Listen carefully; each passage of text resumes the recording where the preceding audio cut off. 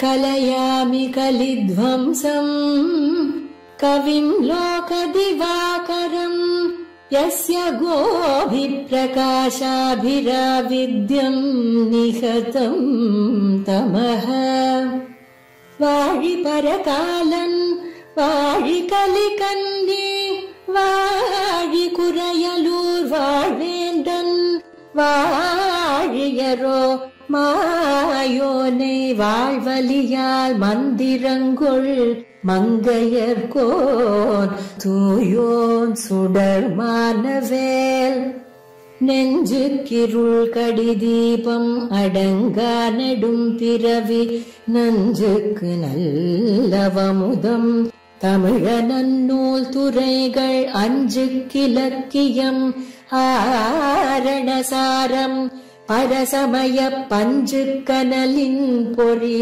பரகாலன் பனுவல்களே எங்கள் கதியே இராமானுசமுனியே சங்கை கெடுத்தாண்ட தவராசா பொங்கு புகழ் மங்கைய கோனீந்த மறையாயிரமனைத்தும் தங்கு மனம் நீ எனக்கு தா.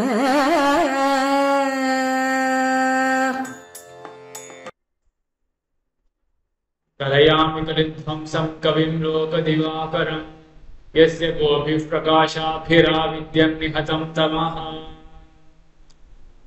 திவ்ய பிரபஞ்ச தாரா என்னும் தொடரிலே இப்பொழுது நாம் அனுபவிக்க வேண்டிய பதிகம் பெரிய திருமொழியினுடைய 7ஆம் பத்தின் 8ஆம் திருமொழி.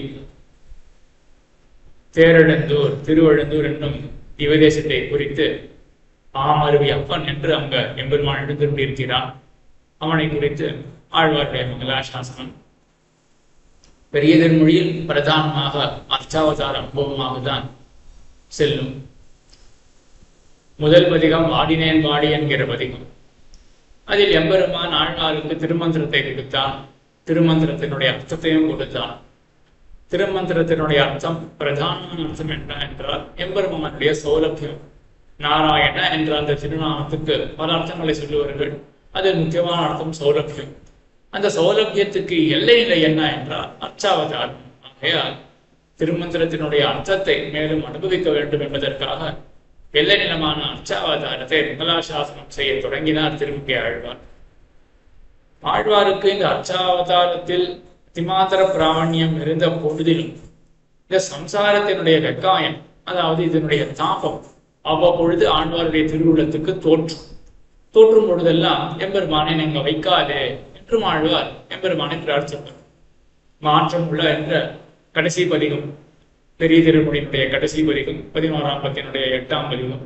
அதில் ஆழ்வார் தான் பிரார்த்திக்கிறார், எம்பெருமானே ஆற்றம் கரைவாழ் மரம் போல் அஞ்சுகின்றேன், இடைய நெறிந்த மரமே உத்திராமே அடையருடா என்றெல்லாம் எம்பெருமானே எனக்கு நீ பூர்ணமாக அனுகிரகம் செய்ய வேண்டும். நான் எப்படி ஒரு மரமானது ஆற்றம் கரையில் இருக்கக்கூடியது வெள்ளத்தினுடைய பயத்தால் எப்படி அஞ்சி நடுங்குமோ அதே போல் சம்சார தாபம் என்னை என்ன செய்யுமோ என்று நான் அஞ்சுகின்றேன்.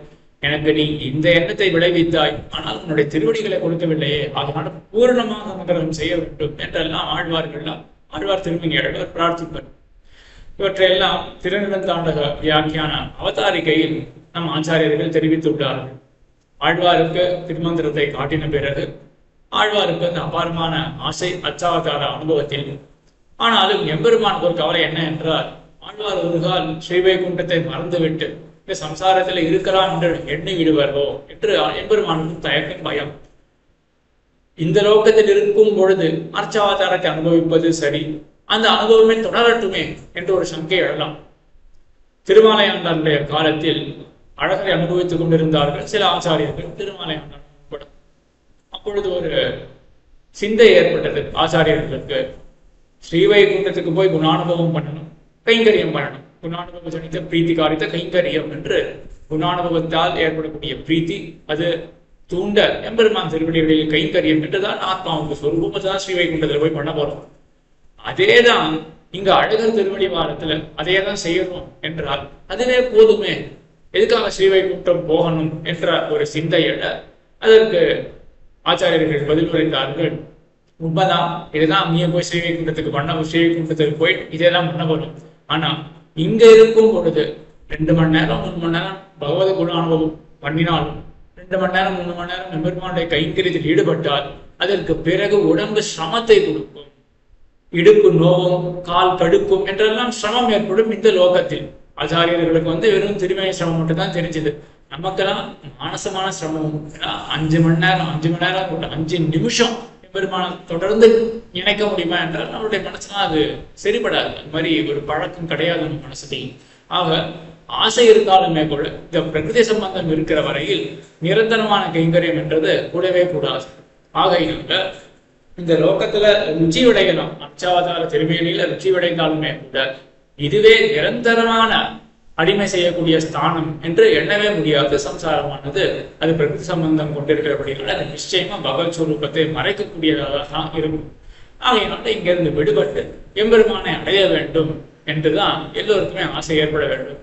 நம்மாழ்வாருக்கும் இதே ஒரு நிலைதான். நம்மாழ்வார் என்ன பண்ணார்னா 7ஆம் பத்தினுடைய இறுதியில் திருவாரன் விளை என்ற மலையாள பிரதேசத்தை மங்கள சாசனம் பண்ணும் பொழுது ஆழ்வாரன் சாதிக்கிறார், 2 வழி இருக்கு. ஒண்ணு ஸ்ரீவைகுண்டத்துக்கு போற வழி, ஒண்ணு திருவாரன்விளைக்கு போற வழி. ஆழ்வாரை கேட்டால் எந்த மார்க்கத்தை தேர்ந்தெடுப்பார் என்றால் திருவாரன்விளை என்ற மார்க்கத்தை தான் தேர்ந்தெடுப்பார். ஏனென்றால் அவருக்கு ஸ்ரீவைகுண்டம் தேவையில்லை அப்படின்னு சாதித்தார் 7ஆம் பத்தினுடைய இறுதியில். ஏனென்றால் ஸ்ரீவைகுண்டத்துக்கு போய் எந்த பிராபிய வஸ்து எந்த பெருமானை நான் அடைய போறேனோ அதே எம்பெருமான் இந்த திருவாரன்விளைக்கே சேர்ந்தாயிடுச்சுனால் அதுக்காக ஸ்ரீவைகுண்டத்துக்கு போகணும் என்று 7ஆம் பத்தினுடைய இறுதியில் அருள் செய்தார். ஆனா அதே ஆழ்வார் என்ன பண்ணார் அப்படின்னா, மருளொடி நீ மனநெஞ்சே வாட்டாச்சான் அடிவனங்க என்று மருளொடி நீ உன்னுடைய அஞ்ஞானத்தை நீ துளைக்க வேண்டும் என்று தன்னுடைய நெஞ்சுக்கு உபதேசம் பண்ணார். 10ஆம் பத்தினுடைய 6வது திருவாய்மொழியில என்ன அஞ்ஞானம் என்றால், கீழே நீ என்ன நினைச்ச என்றால் எம்பெருமானே இந்த திவ்யதேசத்துக்கு வந்தாயிடுச்சு, அப்ப நான் அதுக்காக ஸ்ரீவைகுண்டம் போக வேண்டும் என்று நினைத்தாய். அது உண்மைதான், பிராபிய வஸ்து இந்த லோகத்துக்கே வந்தாயிடுச்சு. ஆனாலும் நீ இந்த லோகத்துல இருந்தாயே என்றால் உன்னுடைய விரோதி கழியாதே, பிரகிருதி சம்பந்தம் விடாதே. பிரகிருதி சம்பந்தம் இருக்கிற வரையிலும் நிச்சயமாக பகவத் ஸ்வரூபம் முழுவதாக புலப்படாதே. ஆகையினால் பிரகிருதி சம்பந்தத்தை விடுத்து எம்பெருமானவை பிராபிக்க வேண்டும் ஸ்ரீவைகுண்டத்தில் என்றுதான் புருஷார்த்தமாக கொள்ள வேண்டும் என்று நம்மாழ்வாரே தன்னுடைய திருவுள்ளத்துக்கு உபதேசம் செய்தார். அதே கணக்கிலே திருமங்கையாழ்வாருக்கும் இந்த லோகத்தினுடைய அனுபவம், அதாவது அச்சாவதார திருமேனி அனுபவம், அதில் அதிமாத்திர பிராமணியம் திருமங்கையாழ்வாருக்கு இருந்த பொழுதிலும் அவ்வப்பொழுது ஆழ்வாருக்கு தாபம் ஏற்படும். இந்த சம்சாரத்தினுடைய கொடுமை எல்லாம் ஆழ்வாருடைய திருவுள்ளத்தில் அது அனுசந்தானம் ஆழ்வார் செய்ய எம்பெருமானை பிரார்த்திப்பர், இந்த பிரகிருதி சம்பந்தத்திலிருந்து விடுத்து விடு என்று விடுதலை செய்து விடு என்று எம்பெருமானை பிரார்த்திப்பர். அது போன்ற பிரார்த்தனை தான் 7ஆம் பத்தினுடைய 7வது திருமொழிகள்.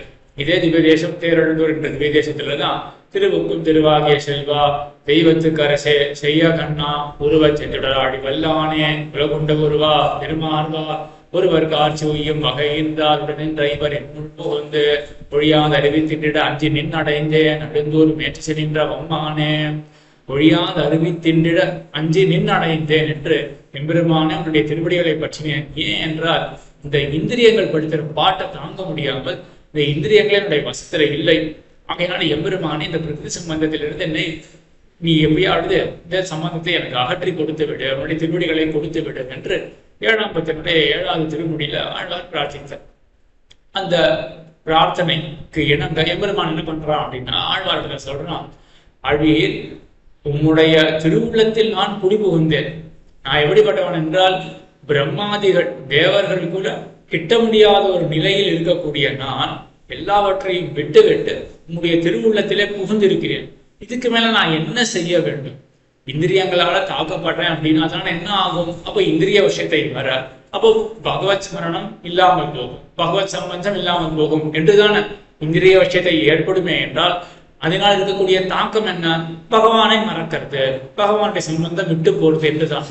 ஆனால் பிரம்மாதிகளான அடையப்பட முடியாத பகவான் அந்த எம்பெருமான நேரம் ஆழ்வார் திருவுள்ளத்துல குடிபுகுந்த பிறகு ஆழ்வாருக்கு என்ன பயம், உமக்கு என்ன பயம் என்று எம்பெருமானே கேட்க, அப்பொழுது ஆழ்வார் என்ன பண்றாருன்னா ரொம்ப திருப்தராக ஆயிட்டார்.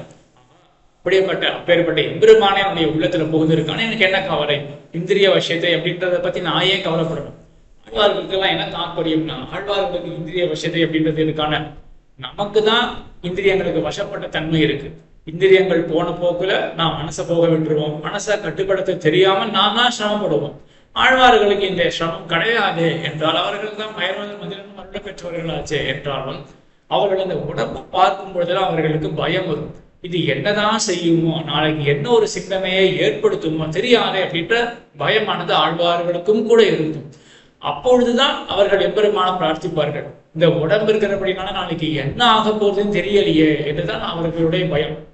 அப்பொழுது எம்பெருமான் என்ன பண்ணுவான் அப்படின்னா, இவ்வளவு பண்ணியாச்சு, பிரம்மாதிகள் கூட கிட்ட முடியாத நான் எல்லாவற்றையும் விட்டு உம்முடைய உள்ளத்துக்கு வந்தாயிடுது, உம்முடைய பிரகிருதி சம்பந்தம் இருந்தா கூட அதை உண்மை என்ன செய்ய போறது அப்படின்னு எம்பெருமான் வந்து ஒரு ஆஸ்வாசத்தை பிறப்பிப்பான் என்று. இதுதான் கிரமம். ஆழ்வார்கள் பயப்பட எம்பெருமான் ஆஸ்வாசம் ஏற்படுத்தக்கூடிய கிரமம் இதுதான். அதே ரீதியில் இந்த 8ஆம் திருமொழியிலும் 7ஆம் திருமொழியில ஆழ்வார் பயப்பட்டார், எம்பெருமான் இங்க ஆஸ்வாசத்தை ஏற்படுத்துறான். அப்பேற்பட்ட நானே வந்தாயிருக்கு, உமக்கு என்ன வருத்தம் என்று. அப்படி எம்பெருமான் ஆஸ்வாசத்தை ஏற்படுத்த எம்பெருமானுடைய இந்த அருளால ஆழ்வாருக்கு இந்த பயம் போயிடுச்சு. போன உடனே என்ன பண்றாரு அப்படின்னா உபதேசம் பண்றார். போனதுல பயப்பட்டார், தனக்காக பயப்பட்டார். இப்போ தனக்கு ஸ்வஸ்தமா இருக்கிறதுக்கு சம்பாவனை தான், மற்றபடிக்கு சம்பாவனை கிடையாது என்று உணர்ந்த ஆழ்வார் என்ன பண்றார் அப்படின்னா தன்னுடைய நிலையை மற்றவர்களுக்கு உபதேசித்து தான் பெற்றது வையகமும் பெற வேண்டும் அப்படின்ற எண்ணத்தோட ஆழ்வார் எல்லாருக்குமே எனக்கு உபதேசம் பண்றார் இந்த பதிகத்துல என்றால். இப்பேற்பட்ட எம்பெருமானை, பரம சுலபனாக இருக்கக்கூடிய அந்த எம்பெருமானை எல்லோருமே ஆசிரியுங்கோள் என்று இந்த 8ஆம் திருமொழியில் உபதேசம் பண்ணுகிறார். அதனுடைய முதல் பாசுரம், செங்கமல திருமகளும் பூயும் செம்பொன் திருவடி நினைவருட முனிவர் ஏத்த வங்கமலி தடம் கடலுள் அனந்தன் என்னும் அரியளவின் அனைத்துகின்ற மாயோன்கான்மின் எங்கும் மலி நிறை புகழ் நாள் வேதம் 5 கேள்விகளும் இயன்ற தன்மை அங்கமலத்தையன் அணையார் பயிரும் செல்வத்து அடியெழுந்தோ நின்று வந்த அமரர் கோவே. செங்கமல திருமகளும் புவியும். செங்கமலம் செவ்விதாக, அதாவது சிவப்பு தன்னுடன் கூடின கமலம் தாமரை பூ. செங்கமல திருமகளும், அந்த பூவிலே தோன்றிய பெரிய பிராட்டியார் திருமகள். செங்கமல திருமகளும் புவியும், புவி என்றால் பூமி பிராட்டி. செங்கமல திருமகளும் புவியும் செம்பொன் திருவடியின் இணைவருடா. எம்பெருமானுடைய திருவடிகளை வருடி கொண்டிருக்கின்றார்கள். அந்த திருவடி எப்படி இருக்குன்னா செம்பொன் என்று பொன்னை போல ஸ்பிருகணியமாக இருக்கக்கூடிய திருவடிகள், ஆசைப்பட தகுந்ததாக இருக்கக்கூடிய திருவடிகள். செம்பொன் திருவடியின் இணைவருடா. இணை என்றால் இரட்டை, அந்த கூட்டம். அந்த கூட்டம் அப்படின்றத ஆழ்வார்கள் தெரிவிக்கும் பொழுதெல்லாம் இதுக்கு இணை, இதற்கு நிகர் இதுதான் அப்படின்னு. அதே போல நம்ம ஆச்சாரியர்கள் கிரந்தங்களை சாதிக்கும் பொழுது உபாயத்துவ பூர்த்தி என்றும் தெரிவிப்பார்கள். எப்போதான் அந்த சரணம் அப்படின்னு தியோச்சனம் வருது இல்லையா, அந்த இணை அப்படின்னு சொல்லும் பொழுதெல்லாம் உபாயத்துவ பூர்த்தி என்று தெரிவிப்பார்கள். திருவடிகள் மட்டும்தான் உபாயம், மற்றொன்ன சேர்க்காது. அந்த 2 திருவடிகள் இருக்கு இல்லையா, அதுவே போதும். சரணான் அப்படின்னு பல திருவடிகள் போக தேவை கிடையாது. இந்த 2 திருவடிகள் எம்பெருமான் மட்டுமே உபாயம் அப்படின்ற அபிப்பிராயத்தையும் ஆசாரியர்கள் எல்லாம் தெரிவிப்பார்கள். ஆக செங்கமல திருமகளும் புகையும் செம்பொன் திருவடியில் நினைவருட. அத்தை வருட. வருட அப்படின்னா என்ன? அந்த மெல்லடியை பிடிக்கிறது. யார் பிடிக்கிறார்கள் என்றால் பூமி பிராட்டியார், பெரிய பிராட்டியார். இவர்களே இவர்களுடைய திருமேனியை அதி சுகுமாரமான திருமேனி. அப்படிப்பட்ட திருமேனியை கொண்டவர்கள் கூட பூசி பிடிக்கும் மெல்லடி என்று சொல்வார்கள். அவர்கள் கூட அஞ்சுவர்களும், என்னுடைய கைப்பட்ட எம்பெருமானுடைய திருவடிகள் ஒரு கால் வாடிடுமோ என்று. அப்படி சுகுமாரமான இவர்கள் கைப்பட்டாலே எம்பெருமான் திருமேனிக்கு வாட்டம் வந்துடுமோ என்று அதி சுகுமாரமா இருக்கக்கூடிய எம்பெருமானுடைய திருவடிகள் செம்பொன் திருவடி நினைவருட. முனிவர் ஏத்த. ஏத்த என்றால் ஸ்தோத்திரம் பண்ண. சனகாதி முனிவர்கள் எல்லாம் ஸ்தோத்திரம் பண்ண. இதெல்லாம் க்ஷீராப்தியில் இருக்கக்கூடிய விஷயங்கள். ஆக அங்கதான் எம்பெருமான் சைத்து கொண்டு இருக்கான். அந்த பெரிய பிராட்டியாரும் பூமி பிராட்டியாரும் திருவடிகளை கொண்டுட பார்ஸ்வத்துல சனகாதிகள் எல்லாம் ஸ்தோத்திரம் பண்ண. செம்பொன் திருவடி நினைவருட முனிவர் ஏத்த வங்கமணி தடம் கடலுள் அனந்தன் என்னும் அரியரவின் அனைத்துகின்ற மாயோன் காண்மென். வங்கமணி தடம் கடல். க்ஷீராப்திய ஆழ்வார் அருளி சேர வங்கம் மலிந்து இருக்கான். வங்கம் என்றால் கப்பல். கப்பல்லாம் மலிந்திருக்கக்கூடிய கடலாக க்ஷீராப்தி இருக்கு. க்ஷீராப்தியில் எங்க கப்பல் இருக்கும்? வங்கம் என்றால் கப்பல், மரத்தரன் கப்பல். இதே போலதான் வங்க கடல் கடைந்து மாதவனை கேசவனை திருப்பாவையில கடைசிகள் இந்த க்ஷீராப்திய திருப்பார்க்கடலை போயிட்டு வங்கக்கடல் அப்படின்னு ஆண்டாளும் சாதிக்கிறார். அதே போல இங்க ஆழ்வாரும் வங்க அப்படின்னு சாதிக்கிறார். எப்படி பார்க்கடலை கப்பல் இருக்குமா என்றால் இது தமிழ் மரபு. பார்க்கடல்ல கப்பல் இல்லாம போனா கூட கடல்ல கப்பல் இருக்கு இல்லையா, அந்த கடலுக்குள்ள ஒன்றுதான பார்க்கடல். ஆக அந்த வங்கம்ன்றது நேர பார்க்கடல் இல்லாம போனா கூட ஏதோ ஒரு கடல்ல வங்கம் ஓடும் இல்லையா, அதை வச்சுட்டு பார்க்கடலையும் வங்கக்கடல் என்று சொல்லலாம் என்றுதான் தமிழ் மரபு. ஆக அதுக்கு சேர ஆழ்வாரிங்க என்ன பண்றாரு அப்படின்னா, வங்கமணி தடம் கடலுள் அனந்தன் என்னும் வரியாரவின் அணை. அனந்தன் அப்படின்னு எம்பெருமானுக்கும் திருநாமம். ஆதிசேஷன் திருவனந்தாழ்வான் அனந்தன் என்று சொல்லப்பட்டான். அந்த அனந்தன் என்னும் வரி அரவின் அணை. வரி அப்படின்னா அழகு, வரி அரவின் அணை. அந்த அரவு அரவண பாம்பு, அந்த அரவையே எம்பெருமான் அணையாக சயனமாக எம்பெருமான் கொண்டிருக்கின்றான். சயனத்துக்கு படுக்கைக்க வேண்டிய எல்லா தன்மைகளும் இந்த அரவம் என்ற இந்த ஆதிசேஷனுக்கு உண்டு. 5 தன்மைகள் சொல்லுவார்கள், குளிர்த்தி நாற்றம் தொடக்கமான 5 தன்மைகள். அது எல்லாமே இந்த ஆதிசேஷனுக்கு உண்டு ஆகின்றன. இது அணையாக இருக்கு. இங்க ஆதிசேஷனுக்கு ஏன் அனந்தன் என்று பெயர் என்றால், அனந்தன் பகவான் அவனையே தன்னிடத்துல அடக்கி கொண்டிருக்கிறபடினால ஆதிசேஷனுக்கு அனந்தன் என்று திருநாமம். சரி, எம்பெருமானுக்கு ஏன் அனந்தன் என்று திருநாமம் என்றால், அனந்தன் என்றால் பரிச்சேத ரகிதனாக எம்பெருமான் இருக்கு. அவனுக்கு அந்தம் கிடையாது. திரிவித பரிச்சேத ரகிதன். 3 விதமான அளவு, அந்த அளவுக்கு உட்படாதவனாக எம்பெருமான் இருக்கின்றான். 3 விதமான அளவுபடுத்துறது என்ன அப்படின்னா, 3 விதமாக தேசம், காலம், வஸ்து. தேசம் அளவுபடுத்தும். ஒருத்தர் இந்த குறிப்பிட்ட தேசத்துல இருப்பார், மற்ற தேசத்துல இருக்க மாட்டார். அப்ப தேசமானது அளவுபடுத்தும். அதே போல காலம், ஒருத்தர் குறிப்பிட்ட காலத்துலதான் இருப்பார், மற்ற காலத்துல இருக்க மாட்டார். அப்போ காலமானதும் அளவுபடுத்தும். அதான் பரிச்சேதகமா இருக்கும், அளவுபடுத்தும். அதே போல வஸ்து பரிச்சேதம், ஒருத்தர் இன்னாராக இருக்க முடியுமே ஒழிய இணையாராக மற்றொருவராக இருக்க முடியாது என்று அது வஸ்து பரிச்சேதம் என்று சொல்லுவார்கள். எம்பெருமான் தீரத்துல நம் 3 வித அளவுபடுதல் அப்படின்றது, இந்த பரிச்சேதம் என்றது எம்பெருமான் தீரத்துல கிடையாது. எப்படின்னா, எம்பெருமான் தான் எல்லா தேசத்திலும் இருக்கானே. ஆக தேசத்தால் எம்பெருமானுக்கு ஒரு அளவு சொல்ல முடியாது, காலத்தினாலும் சொல்ல முடியாது. அவன் தான் எக்காலத்திலும் இருக்கானே, காலத்தினாலும் எம்பெருமானுக்கு அளவு சொல்ல முடியாது. ஒரு பொருளை குறித்து இது எம்பெருமான் அல்ல, இவன் எம்பெருமான், இது எம்பெருமான் அல்ல அப்படின்னு தள்ளவ முடியாது. இப்போ நம்மள எடுத்துட்டோமே என்றால், இப்ப நான் இருக்கேன் அப்படின்னா அவ்வளவுதான், ஒரு பொருள் தான். எதிரில் இருக்கக்கூடிய இந்த கருவி இருக்கு இல்லையா, அது நான் கிடையாது. அப்ப என்ன ஆகுது, அந்த நான் வேற, இந்த எதிரில் இருக்கக்கூடிய பொருள் வேற அப்படின்னு ஆயிடுறது இல்லையா. அப்போ வஸ்து பரிச்சேதம், நான் வஸ்துவால் அளவுபட்டு இருக்கேன். நானாக மட்டும்தான் இருக்க முடியுமே ஒழிய மற்ற பொருளாக இருக்க முடியாது. எப்படின்னா, இந்த காலத்துலதான் இருக்க முடியும், மற்றொரு காலத்துல இருக்க முடியாது. அப்படின்னா காலத்தினால அளவுபட்டிருக்கேனோ, அதே போலதான் நானாக மட்டும்தான் இருக்க முடியும், மற்றொரு பொருளாக இருக்க முடியாது. அப்படின்னா பொருளாக அளவுபட்டிருக்கேன், அதுதான் வஸ்து பரிச்சேதம் என்று பெயர். எம்பெருமானுக்கு இந்த பரிச்சேதம், இந்த அளவுபடுத்துறதும் கிடையாது. ஏன்னா அவன் எல்லா பொருளாகவும் இருப்பான். எல்லாத்துக்கும் உடுரை பொருள் அவன் தானே, அவன் இல்லாம ஒரு பொருளும் இருக்காது இல்லையா. அப்ப அவன் தான் எல்லா பொருள் என்றும் சொல்ல முடியும். இப்படி எம்பெருமான் வஸ்து பரிச்சேதத்தையும் கடந்தவன், அவனுக்கு வஸ்து பரிச்சேதம் கிடையாது என்று ஸ்ரீவித பரிச்சேதத்தையும் கடந்தவன், அது இல்லாதவன் என்றபடியினால எம்பெருமானுக்கு அனந்தன் என்று பெயர். அப்படிப்பட்ட அனந்தன தாண்டத்துல கொண்டிருக்கிறபடியினால திருவனந்தாழ்வானுக்கும் அனந்தன் என்ற பெயர்.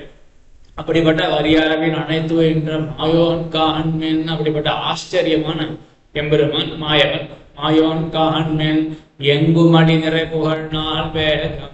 இது எம்பெருமானை பற்றினது. அப்படிப்பட்ட எம்பெருமான் க்ஷீராப்தியில இருக்கான் இல்லையா, அந்த எம்பெருமான் தான் என்ன பண்றான் அப்படின்னா, தேரெழுந்தூர்ல திருவழுந்தூர்ல இருக்கான். அந்த திருவழுந்தூர் எப்படிப்பட்ட ஊர் என்றால், எங்குமணி நிறை புகழ்நாள் வேகம் 5 வேள்விகளும் கேள்விகளும் இயன்ற தன்மை அங்கமலத்தயனுடையார் பயிரும் செல்வத்து அணி எழுந்தோர் நின்று வந்த அமரர் கோவே.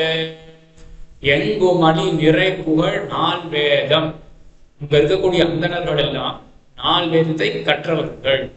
இந்த 4 வேதம், 4 வேதங்கள் எப்படி இருக்கின்றன என்றால், எங்குமணி நிறை புகழ், நிறைந்த புகழ் பெற்றதாகவும் இருக்கு. எங்கும் மணி, 4 வேதத்துல எல்லா இடத்துலயும் இந்த புகழானது நிரம்பி இருக்கு, நிறைந்து இருக்கு. அதாவது 4 வேதங்கள்ன்றது பெரிய கிரந்தம் அனந்தாவை வேதாக அப்படின்னு வேத நூல் அப்படின்றத அளவுபடுத்த முடியாது. எத்தனையோ வாக்கியங்கள் வேதத்துல இருக்கின்றன. ஆனாலும் கூட ஒரு வாக்கியம் கூட இது தவறான வாக்கியம் என்று சொல்லவே முடியாது. அதுதான் எங்கும் அழி நிறை புகழ். எல்லா இடத்திலையும் புகழானது நிறைந்திருக்கு. இதுல 4 வேதத்துல ஒரு வாக்கியத்தை கூட இது தவறான வாக்கியம் என்று சொல்ல முடியாது. இந்த விஷயத்தில் ஒரு சுவையான சாஸ்திர விஷயம், மீமாம்சா அப்படின்ற அந்த சாஸ்திரத்தை பற்றி சுவையான விஷயம். என்ன பார்க்கணும்? ஆழ்வார் என்ன சாதிக்கிறார்? எங்கும் அழி நிறை புகழ் 4 வேதம் அப்படின்னு சாதிக்கிறார். என்ன வாக்கியத்தை எடுத்தாலும் எந்த விதமான குற்றத்தையும் சொல்ல முடியாது. எல்லா வாக்கியங்களும் அதை முழுசாக தான் நாம் எடுத்துக்கொள்ள வேண்டும். இது தவறு அப்படின்னு எந்த வாக்கியத்தையும் தள்ள முடியாது அப்படின்னு. லோகத்துல என்ன ஆகும்? ரொம்ப மெத்த படித்தவராக இருந்தா கூட அவர் 1000 வாக்கியங்கள் பேசினால் அதுல நான் நிறைய வாக்கியத்தை எடுத்துக்கிறோம். ஒரு 10 வாக்கியம் இது தவறோ அப்படி தள்ளிவிட்டுறோம்னு வச்சுக்கோமே. அந்த மாதிரி நிலை வேதத்துக்கு கிடையாது. அது கோடி கோடியான வாக்கியங்கள் சொன்னாலுமே கூட எல்லா வாக்கியங்களும் சரிதான், அதை தவறுன்னு தள்ளறதுக்கு வாய்ப்பு கிடையாது அப்படின்றதுதான் ஆழ்வாரிங்க சாதிக்கிறார். இந்த விஷயத்துல சாஸ்திரம் ஒண்ணு ஆராய்ந்து பார்த்தோமே என்ற ஒரு யாகம் இருக்கு. அந்த யாகத்துல புரோடாசம் அப்படின்றத ஒண்ணு செய்யணும். புரோடாசம் அப்படின்றத ஒண்ணு செய்யணும் அப்படின்னா புரோடாசம்ன்றது கிட்டத்தட்ட இந்த இட்லி போல இருக்கும். அதுக்கு என்ன வேணும்? அதுக்கு உபாதானமாக பிரகிருதியாக ஒரு தானியம் வேணும். தானியத்தை கொண்டுதான் நம்ம புரோடாசம் பண்ண போறோம். பொதுவாக என்ன பண்றோம்? அரிசியை கொண்டுதான் நம்ம மாவு பண்றோம் இல்லையா? மாவு அரைக்கிறோம். ஆக அதுவும் ஒண்ணு உண்டு. இந்த யாகத்துல பெரிய ஜெயத்தை அப்படின்னு அரிசியை கொண்டு அந்த புரோடாசத்தை பண்ணலாம். அது ஒண்ணு இருக்கு. இன்னொன்னு யவம் அப்படின்னு ஒண்ணு இருக்கு. அது மற்றொரு தானியம். அதை கொண்டும் கூட புரோடாசத்தை பண்ணலாம் அப்படின்னு. என்ன பண்றது வேதமா? நீ அரிசியை கொண்டு நெல்லை கொண்டு புரோடாசத்தை பண்ணு, பெரிய ஜெயத்தை நெல்லை கொண்டு புரோடாசத்தை பண்ணு அப்படின்னு சொல்றது. அதே போல யவத்தை கொண்டு மற்றொரு தானியம் இருக்கு, யவம் அப்படின்னு ஒரு தானியம் இருக்கு, அதை கொண்டு புரோடாசத்தை பண்ணு அப்படின்னு சொல்றது. இப்பதான் சந்தேகம் வரும். இங்க ஆழ்வார் என்ன சொல்லியிருக்காரு? எங்கும் அழி நிறை புகழ் அப்படின்னு சொல்லியிருக்காரு. எல்லா வாக்கியங்களையும் விடவே கூடாது, எல்லாவற்றையும் எடுத்துக்கொள்ள வேண்டும் அப்படின்னு சொல்லியிருக்காரு நிறைய ஆழ்வார். இப்போ இந்த புரோடாசம் இருக்கு இல்லையா, இந்த இட்லியை போடுறது, அதை செய்யறதுக்கு என்ன வேணும் அப்படின்னா நெல்லை கொண்டு செஞ்சுடு அப்படின்னு வேதம் சொல்றது. சரி, இப்ப அந்த வாக்கியத்தை அப்படியே எடுத்துக்கிறோம் அப்படின்னு வச்சுக்கோங்க. அப்போ இன்னொரு வாக்கியம் இருக்கு, எவத்தை கொண்டு இந்த புரோடாசத்தை செய்து விடு அப்படின்றது. அப்ப அந்த வாக்கியத்தை விட்டதா தானே ஆகும். அப்போ எல்லா வாக்கியத்தையும் அப்படியே எடுத்துக்கிறேன்னு சொல்ல முடியுமா? சரி, ஏன்னா இப்ப இங்க என்ன இருக்குன்னா வேதமே 2 சொல்லி வச்சிருக்கு. புரோடாசத்தை பண்ணணும் அப்படின்றது தெரிஞ்சு போயிடுது. நீ நெல்லை கொண்டு பண்ணு அப்படின்னு சொல்லி எடுத்து, எவத்தை கொண்டு பண்ணு அப்படின்னு சொல்லி எடுத்து. இப்ப நெல்லை கொண்டு பண்ணோம் அப்படின்றது முற்பட்டோமே என்றால் அப்ப வேதம் சொல்லியிருக்கு என்ன? யவம் என்கிற தானியத்தை கொண்டு புரோடாசத்தை பண்ணுன்னு சொன்ன வேதத்தை நான் மதிக்காம போயிடுவோம், அதை எடுத்துக்கொள்ளாமல் போயிடுவோம். சரி, வேதம் சொல்லியிருக்கே அப்படின்றதுக்காக யவம் அப்படின்ற தானியத்தை எடுத்துக்கொண்டோமே என்றால் என்ன ஆகும்? அப்போ நெல்லை கொண்டு பண்ணு அப்படின்ற வாக்கியத்தை நான் கண்டிசிக்காமல் போயிடுவோம். சரி, அப்போ என்ன ஆகுது? ஏதோ ஒரு வாக்கியத்துக்கு நான் ஒரு தடையை ஏற்படுத்தியவர்களாக ஆகத்தான் ஆக வேண்டும், ஏதோ ஒரு வாக்கியத்தை விட்டவர்களாக ஆக வேண்டும். அப்போ எப்படி எங்கும் அழி நிறை புகழ் என்று சொல்லலாம் என்றால் இப்படிப்பட்ட விஷயங்கள்லாம் உண்டு வேதத்தில். இங்கதான் விகல்பம் அப்படின்னு சொல்லுவார்கள். என்ன பண்ணும் வேதம் அப்படின்னா சில இடத்துல எல்லாம் ஸ்பெசிபிக்கா இருக்கும், குறிப்பிட்டு இதுதான் கிரமம் அப்படின்னு சில இடத்துல எல்லாம் சொல்லும். சில இடத்துல விகல்பம் சாய்ஸ் கொடுக்கும். ஆக நீ இப்படி பண்ணு, வேணும்னா இப்படியும் பண்ணு இப்படின்னு சொல்றதுனால இப்ப என்ன ஆகுது? நம்ம 2வது பாதையை தேர்ந்தெடுக்கிறோம் அப்படின்னு வச்சுக்கோமே. இப்ப வேதம் தானே முதல் பாதைன்னு சொல்லிட்டு, அப்ப வேதம் சொன்ன முதல் பாதையை நான் விட்டேனே அப்படின்னு ஆயிடும் இல்லையா? அப்ப அந்த வாக்கியமே வியர்த்தம் அப்படின்னு ஆயிடும் இல்லையா? அப்படி கிடையாது. ஏன்னா 2 விஷயங்கள் இருக்கு இல்லையா? அந்த புரோடாசத்தை செய்யறதுக்கு 2 வழி இருக்கு. என்னது? யவம் அப்படின்ற தானியம், இல்லாட்டி நெல் அப்படின்ற தானியம். எனக்கு நெல்லு தான் கிடைக்கிறது, எனக்கு நெல்லு தான் சுலபம் அப்படின்னு நினைச்சிட்டு நான் நெல்லை கொண்டு பண்ணு அப்படின்ற வாக்கியத்தை அனுசரிச்சு நான் நெல்லை கொண்டு புரோடாசத்தை பண்றேன் அப்படின்னு வச்சுக்கோமே. மற்றொருத்தர் இருக்கலாமே, அவர் என்ன பண்ணுவார்? யவம் அப்படின்ற தானியத்தை கொண்டு ஒரு கால் புரோடாசம் பண்றார் அப்படின்னு இருக்கலாம். இந்த யாகத்தையே முதல் தடவை பண்ணும் பொழுது நான் நெல்லை கொண்டு பண்ணிட்டு மற்றொரு பொழுது யவம் அப்படின்ற தானியத்தை கொண்டு பண்ணால் அப்பவும் கூட என்ன ஆகும்? இந்த 2 வாக்கியங்களுக்கு பிரயோஜனம் இருக்கு. ஆக இந்த ரீதியில பார்த்தோமே என்றால் ஒருத்தர் குறித்த வேதம் அப்படின்றத உபதேசம் பண்ண போறது. அதே போல அவர் யாகத்தை செய் அப்படின்னு சொன்னது ஒரே ஒரு தடவை அவர் யாகம் பண்ண பலமுறை அவர் பண்ணணும் இல்லையா? ஆகையினால யவம் அப்படின்ற அந்த தானியத்தை கொண்டு பண்ணாலுமே கூட மற்றொருத்தர் நெல்லை கொண்டு பண்ணார்னா நெல்லை கொண்டு செய் அப்படின்ற அந்த வாக்கியம் சரியாக தான் போயிடும். நானே கொண்டு நாளைக்கு ஒரு நாள் நெல்லை கொண்டு பண்ணினேன் என்றால் எனக்கே அந்த வாக்கியமானது பயனை கொடுக்கறதாக தான் இருக்கும். அதனால ஆழ்வார் சொன்னது தப்பு கிடையாது. எங்கும் அழி நிறை புகழ் 4 வேதம் என்று எல்லா வாக்கியங்களுக்கும் முக்கியத்துவம் உண்டு. எங்கும் அழி நிறை புகழ் 4 வேதம் 5 வேள்விகளும், வேள்வினா யஜ்ஞம், 5 வேள்வி பஞ்சமகா யஜ்ஞங்கள் என்று சொல்லுவார்கள். 5 வேள்விகளும் கேள்விகளும், கேள்விகள்னா மத்தும் கேட்கப்படக்கூடிய கிளஸ்துதிகள் என்று சொல்வார்கள்.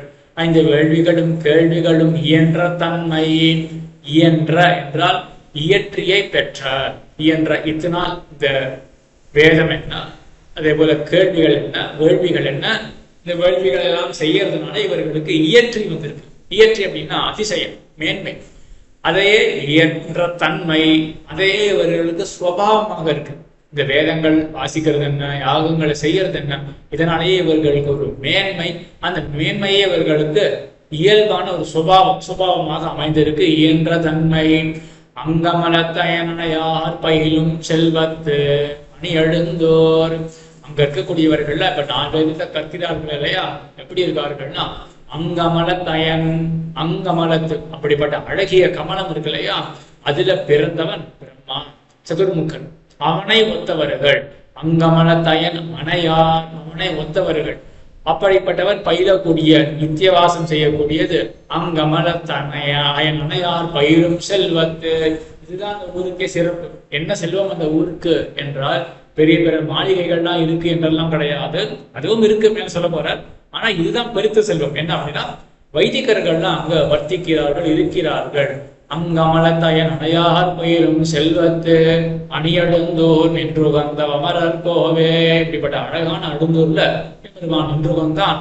அணி எழுந்தோர் நின்று வந்த அமரர் கோவே என்று தேவாதிராஜன் அங்க எழுந்தருளி இருக்கிறான் என்று முதல் பாட்டுல அன்பு செய்தார். 2ஆம் பாட்டு.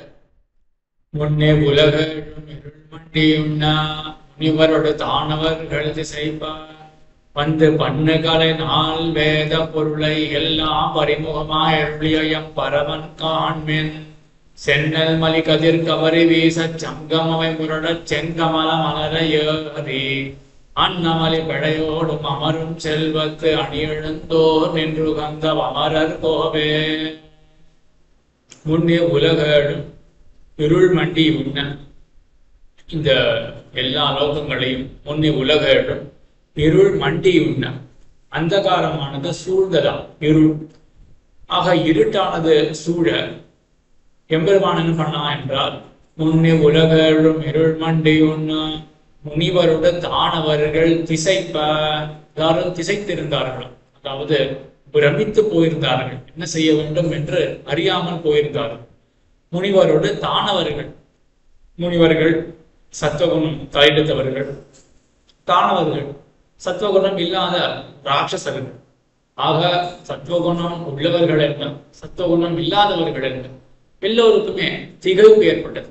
எப்பொழுது அந்தகாரமானது இருளானது சூழ்ந்த பொழுது, அப்பொழுது எம்பெருமான் என்ன பண்ணா என்றால் முனிவரோடு தானவர்கள் திசைப்பார் வந்து பண்ணுகளை 4 வேத பொருளை எல்லாம் பரிமுகமாக அருளியம் பரமன் காண்மின். பரிமுகமாக, பரி என்றால் குதிரை, குதிரை முகத்தானாக அயக்ரீவ பெருமானாக எம்பெருமான் பண்ணுகளை விஸ்திதமாக இருக்கக்கூடிய பண்ணுகளை 4 வேத பொருளை எல்லாம் 4 வேதங்களுடைய பொருளை எம்பெருமான் உரைத்தான் என்று தெரிவிக்க, இவ்விடத்தில் அற்புத உரை சாதிக்கக்கூடிய ஆச்சாரியர் அவர் என்ன காட்டுகிறார் என்றால், இருளானது உலகங்களை எல்லாம் சூழ்ந்த, அதாவது உலகங்களை எல்லாம் சூழ்ந்திருக்கும் பொழுது எம்பெருமான் என்ன செய்தான் என்றால் அயக்ரீவ அவதாரத்தை எடுத்துக்கொண்டு அர்த்தங்களை வெளியிட்டான் என்று இருக்கிறபடியினால வேதத்தினுடைய அர்த்தத்தை வெளியிட்டா ஒரு கால் இருட்டு அப்படின்றது கண்ணுக்கு தெரிந்த இருட்டு, இருள் அப்படின்னு வைத்துக் கொண்டோமே என்றால் வேதத்தினுடைய அர்த்தத்தை சொல்றதுனால வெளிச்சம் வருமான, இருட்டு போகுமான. ஆக வேதத்தினுடைய அர்த்தத்தை சொல்றதுனால போகக்கூடிய இருட்டு என்ன என்றால் அந்தகாரம், ஆந்தரமான அந்தகாரம், மன இருள், மனசுக்கு ஏற்பட்ட அஞ்ஞானம் என்கிற அந்தகாரம் தான் என்று இங்க பொருள் கொள்ள வேண்டும் என்று அரும்புத உரை ஆசிரியர் தெரிவிக்கிறார். ஆக மனசுக்கு வந்த இருள், அஞ்ஞானம், அதை எம்பெருமான் இங்கே போக்குகிறான். இந்த அஞ்ஞானம் என்றதை நம் ஆச்சாரியர்கள் 4 விதமாக பிரிப்பார்கள். இருள், துயக்கு, மயக்கு, மறப்பு என்று 4 விதமாக. ஞான அனுதயம், விபரீத ஞானம், அந்நியதா ஞானம், விஸ்மிருதி என்று 4ஆக தெரிவிப்பார்கள்.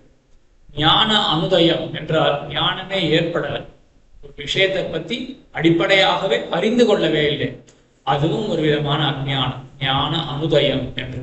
அதற்கு பிறகு அந்நியதா ஞானம், இதுவும் ஒரு விதமான அறிவின்மை தான். ஏன்னா முழுசா அறிஞ்சுக்கல, எதிரில பொருள் இருக்கு, அது சங்கமாக இருக்கு. சங்கமானது எப்படி இருக்கும்? வெளுப்பா இருக்கும். ஆனா என் கண்ணுக்கு, கண்ணில் நோய் இருக்கிறபடினால என்னுடைய கண்ணுக்கு அது பீத சங்கா என்று மஞ்சளாக தெரிந்ததே என்றால் இது அந்நியதா ஞானம், தவறான ஞானம் தான். ஆனா என்ன இங்க தவறு ஏற்பட்டிருக்குன்னா, எதிரில சங்கம் இருக்கு அப்படின்றத சரியாக தெரிஞ்சுட்டு இருக்கு, அதனுடைய நிறம் இருக்கு இல்லையா, அது தவறாக புரிஞ்சுட்டு இருக்க. ஆகையால இந்த ஞானமானது அந்நியதா ஞானம் என்று சொல்லப்படுகின்றது. அதற்கு பிறகு மற்றொரு அஞ்ஞானம் இருக்கு, என்னவென்றால் விபரீத ஞானம். அடிப்படையில அந்த பொருளை தவறாக அறிந்து கொண்டோம் என்றால் விபரீத ஞானம் என்று சொல்லுவார்கள். போன விஷயத்துல என்ன ஆயிடுச்சுன்னா, எதிர சங்கம் இருக்கு, சங்கம் அப்படின்னு தெரிஞ்சுட்டேன், ஆனா அதனுடைய நிறம் வெளுப்பு, அதை விட்டு நான் அது மஞ்சள் என்று அறிந்து கொண்டேன் இல்லையா. ஓ, பொருள் தெரிஞ்சு போயிடுது, சரியாதான் தெரிஞ்சுட்டு இருக்க பொருளை, ஆனா அந்த பொருள் அதனுடைய நிறம் ஒரு தன்மை இருக்கு இல்லையா, அதான் சரியா புரிஞ்சுக்கலையே, அது அந்நியதா ஞானம் என்று சொல்லப்பட்டது. விபரீத ஞானம் என்ற இந்த இடத்தில் அந்த பொருளையே தவறாக புரிந்து கொண்டோமே என்றால் அது விபரீத ஞானம் என்று பெயரை பெறும். அதாவது எதிரில மனுஷன் இல்ல, எதிரில ஒரு தூண் தான் இருக்கு அப்படின்னு வச்சுப்போமே, ஆனா பொழுதுல அந்த தூணானது நெடுமையா உயரமா இருக்கு அப்படின்றத பார்த்து அது மனிதனுடைய உயரத்துக்கு சமமாக இருக்கிறபடியினால புருஷகா அத்திர வர்த்ததை அப்படின்னு நமக்கு ஒரு ஞானம் ஏற்படுறது அப்படின்னு வைத்துக் கொள்வோமே. இதுல இங்க புருஷன் இருக்கான், ஒரு மனிதன் இருக்கான் அப்படின்னா இப்போ இது விபரீத ஞானம். ஏன்னா அந்த பொருளையே அடிப்படையில நான் தப்பா புரிஞ்சுட்டேன். ஏன்னா அந்த பொருள் அங்க இருக்கிறதோ என்ன அப்படின்னா ஸ்தம்பம், அங்க தூண் தான் இருக்கு, அந்த தூணையே மனிதனாக புரிஞ்சுட்டேன் இல்லையா, இது விபரீத ஞானம் என்று 3வது விதமான ஞானம். 4வது என்ன அப்படின்னா விஸ்மிருதி, மறதி. முன்னாடி சரியானதான் தெரிஞ்சுட்டு இருக்கேன், ஆனா இப்போ ஞாபகத்துக்கு வரலன்னு வச்சுக்கோமே, அதுவும் ஒரு விதமான அஞ்ஞானம் என்று கணக்கிடறாங்க. ஆக இதுதான் 4 வகையான அஞ்ஞானம். அந்தகாரம், ஆந்தரமான அந்தகாரம், மன இருள் என்று சொல்லலாம். ஆக அப்படிப்பட்ட இருளை எம்பெருமான் என்ன பண்ணா அப்படின்னா, 4 வேத பொருளை எல்லாவற்றையும் பொருளி எம்பெருமான் அந்த இருட்டை போக்கினான். அப்படிப்பட்ட ஹயக்ரீவ பெருமான் தான் இந்த திவ்யதேசத்துல எழுந்தருளி இருக்கிறான். முன்னே உலக எழும் இருள் மண்டியும்னா முனிவருட தானவர்கள் திசைப்ப வந்து பண்ணுகளினால் வேத பொருளை எல்லாம் பரிமுகமா இருளியம் பரமன் காண்மின் சென்னல் மலை கதிர் கவரை வீச சங்கமவை முரட செங்கமல மலரை ஏறி அன்னமலை விடையோடும் அமரும் செல்வத்து. சென்னல் மலி கதிர் கவரி வீச, சென்னல் மலிந்திருக்கக்கூடியது, சென்னல் மலி கதிர், இந்த சென்னலில மலிந்திருக்கக்கூடிய கதிர் அதனுடைய ஒரு பாகமானது. அந்த கதிரானது என்ன பண்றது அப்படின்னா கவரி வீச, விசிறிய போல வீசி விடறதுதான். என்ன பண்றதுன்னா பேசணும், அது போல அது வீசறதுதான். என்ன பண்றது, யாருக்கு வீசுறது என்றால் சென்னல் மலி கதிர் கவரி வீச சங்கமவை முரள, பக்கத்தில் இருக்கக்கூடிய சங்கங்கள்லாம் முரளுகின்றனமா. யாருக்காக இதெல்லாம்? சங்கமவை முரள செங்கமல மலரை ஏறி, செங்கமலம் தாமரை புஷ்பத்தை செங்கமல மலரை ஏறி, அந்த மலரை ஏறி அன்னமலி பெடையோடும் அமரும் செல்வத்து. அன்னமானது இதெல்லாம் அன்னத்துக்கு பண்ணக்கூடிய உபச்சாரம். என்ன பண்றது, அந்த அன்னத்துக்கு சங்கம்லாம் முரளுகின்றன, பக்கத்தில் இருக்கக்கூடிய சங்கங்கள்லாம். இந்த கதிரானது கவரி வீசர்தான். தாமரையானது இருப்பிடமாக இருக்கும். அப்படிப்பட்ட தாமரையில இந்த அன்னமானது ஏறி உட்காருறது. யார் கூட சேர்ந்து உட்காருறது? அன்னமலி பெடையோடும் அமரும். பெடைனா தன்னுடைய ஸ்திரீ ஆக ஒரு துணையாக இருந்து கொண்டு, இணையாக இருந்து கொண்டு இந்த திவ்ய தேசத்துல அந்த அன்னமானது அமர்ந்து கொண்டு இருக்கின்றது. இந்த திவ்ய தேசத்துல வர்ணனப்பட்டார்.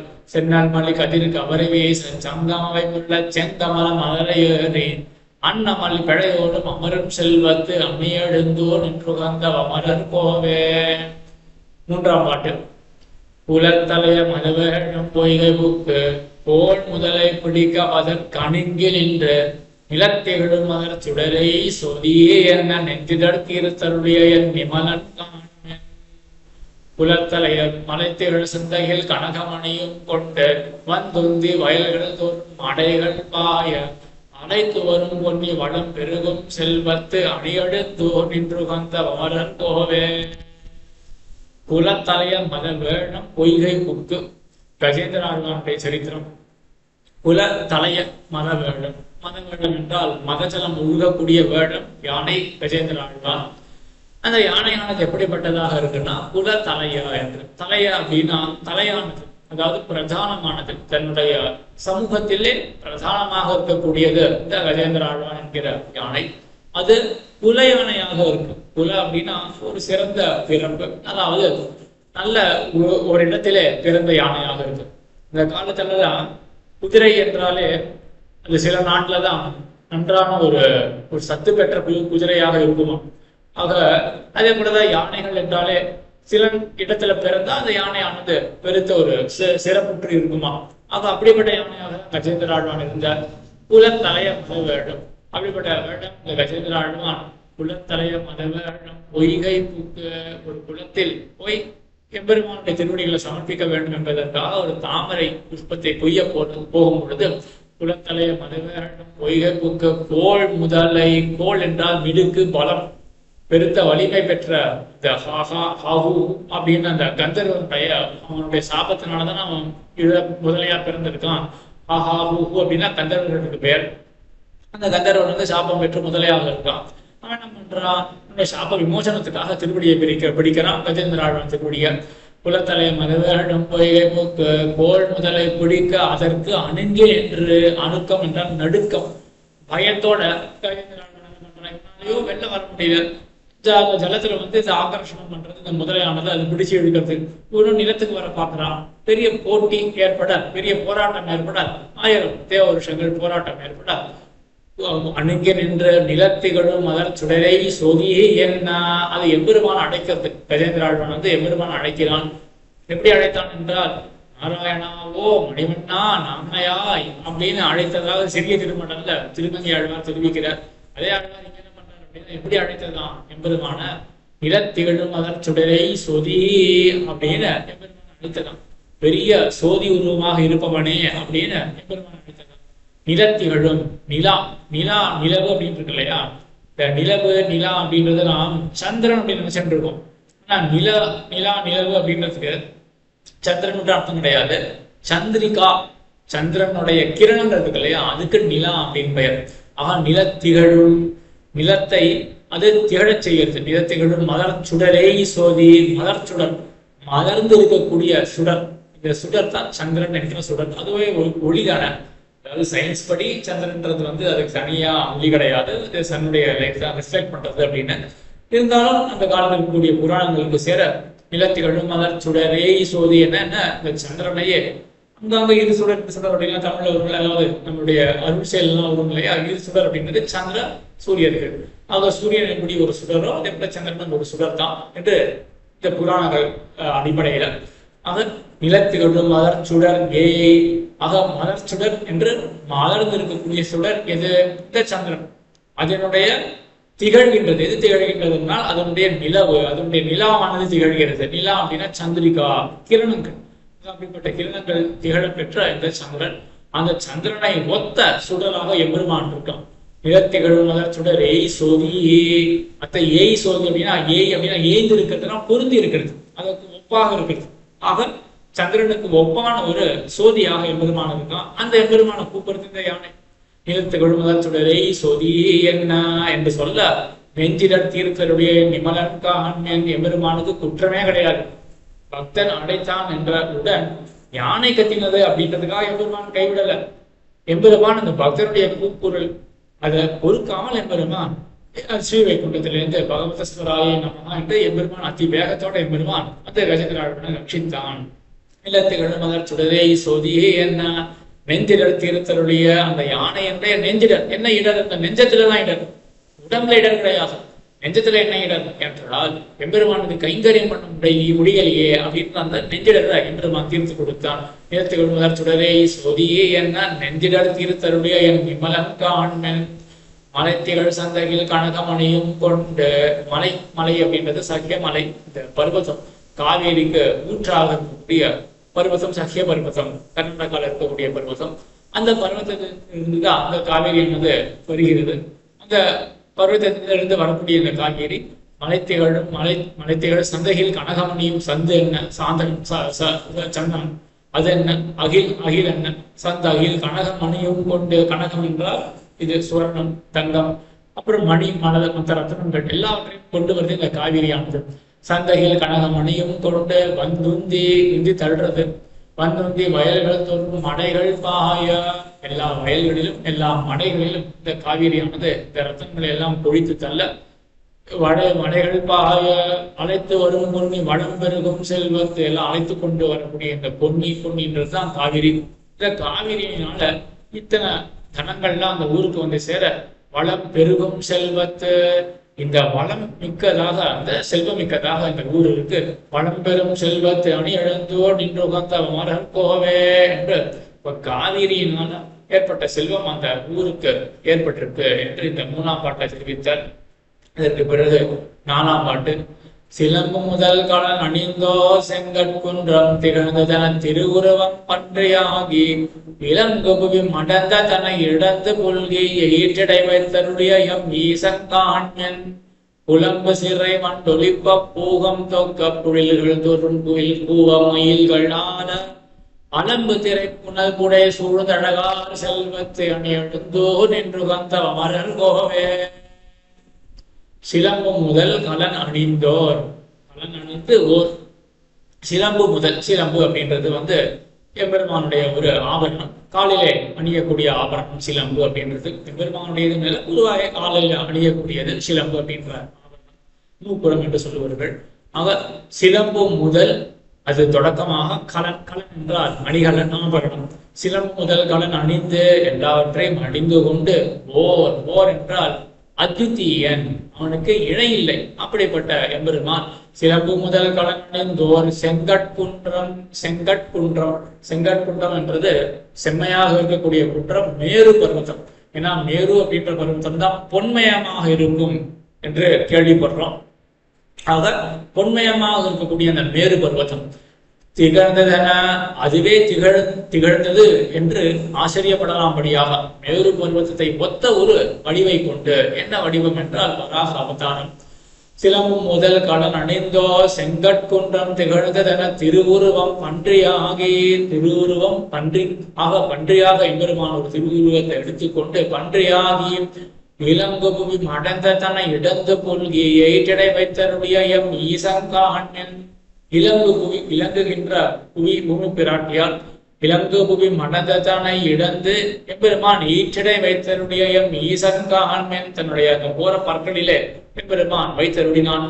ஈற்றடை வைத்தருடைய எம் ஈசன்காண்மென், அந்த ஊர் எப்படி இருக்கு? இப்பேற்பட்ட வராக பெருமான் வர்த்திக்கக்கூடிய ஊர் என்ன என்றால் புலம்பு சிறை வண்டொலிப்ப, புலம்பு சிறை வண்டு, அதாவது திகழக்கூடிய அந்த சிறை இறகுகளை கொண்ட புலம்பு சிறை வண்டு ஒலிப்ப, அதாவது ரீங்காரம் பண்றது. புலம்பு சிறை வண்டு ஒலிப்ப பூகம் தொக்க புழில்கள், பூகம் என்றால் பாக்கு செடிகள், பாக்கு மரங்கள்.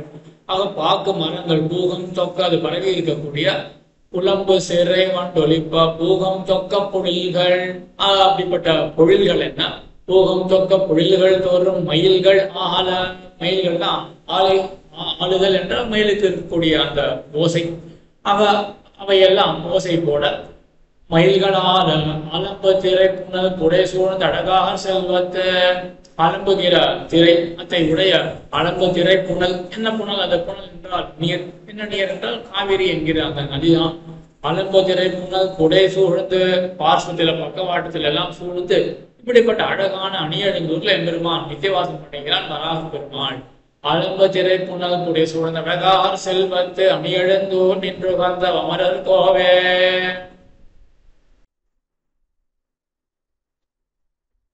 ஐந்தாம் பாட்டு.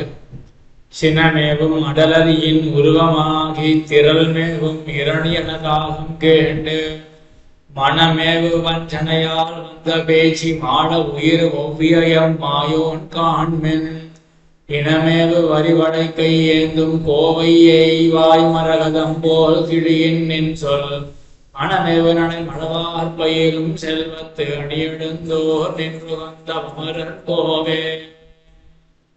சினமேவும் அடல் அரியின் உருவமாகி, அரி என்றால் சிங்கம், சினமேவும் அடல், அடல் என்றால் வெற்றி, மிடுக்கு, ஆக வெற்றியை பெறக்கூடிய, அதாவது மிகுந்த பலத்தை உடையதான சினமேவும், சினம் என்றால் கோபம், ஆக சிங்கப்பெருமான் பெருத்த கோபத்தை கொண்டவனாக.